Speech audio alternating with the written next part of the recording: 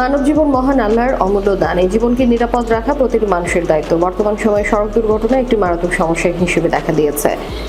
প্রতিদিন অসংখ্য মানুষ প্রাণ হারাচ্ছে কিংবা পঙ্গুত্বের শিকার হচ্ছে, অথচ ইসলাম এমন একটি পূর্ণাঙ্গ জীবন ব্যবস্থা যেখানে মানুষের জীবনের নিরাপত্তা নিশ্চিত করার জন্য সুস্পষ্ট দিক নির্দেশনা রয়েছে। কোরআন ও হাদিসের আলোকে আমরা যদি চলি তাহলে সড়ক দুর্ঘটনা অনেকাংশে প্রতিরোধ করা সম্ভব। ইসলামে মানুষের জীবনের মর্যাদা অত্যন্ত উচ্চ।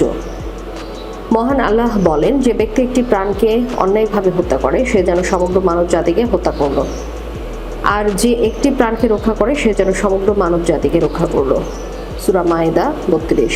এই আয়াত থেকে বোঝা যায় জীবন রক্ষা করা কত বড় ইবাদত। সড়কে অসতর্কভাবে গাড়ি চালানো, বেপরোয়া গতিতে চলা কিংবা ট্রাফিক আইন অমান্য করা, এসব আচরণ অন্যের জীবনের জন্য হুমকি। তাই ইসলামের দৃষ্টিতে এগুলো বড় গুনহার কাজ। হযরত রাসূলুল্লাহ সাল্লাল্লাহু আলাইহি সাল্লাম বলেছেন, তোমরা প্রত্যেকেই দায়িত্বশীল এবং প্রত্যেকেই তার দায়িত্ব সম্পর্কে জিজ্ঞাসিত হবে। সহিহ বুখারী। একজন চালক, পথচারী কিংবা যাত্রী প্রত্যেকেরই দায়িত্ব রয়েছে। চালকের দায়িত্ব হলো সতর্কভাবে গাড়ি চালানো, নিয়ম মেনে চলা।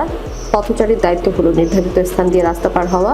এই দায়িত্ববোধের অভাবেই দুর্ঘটনার বড় কারণ। সড়ক দুর্ঘটনা অধিকাংশ ক্ষেত্রে মানুষের অবহেলা, অসচেতনতা এবং নিয়ম ভঙ্গের ফল।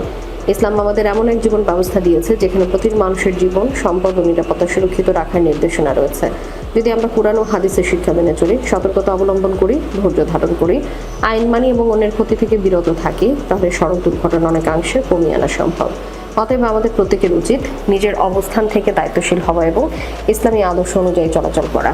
তবেই নিরাপদ সড়ক এবং শান্তিপূর্ণ সমাজ গড়ে তোলা সম্ভব হবে।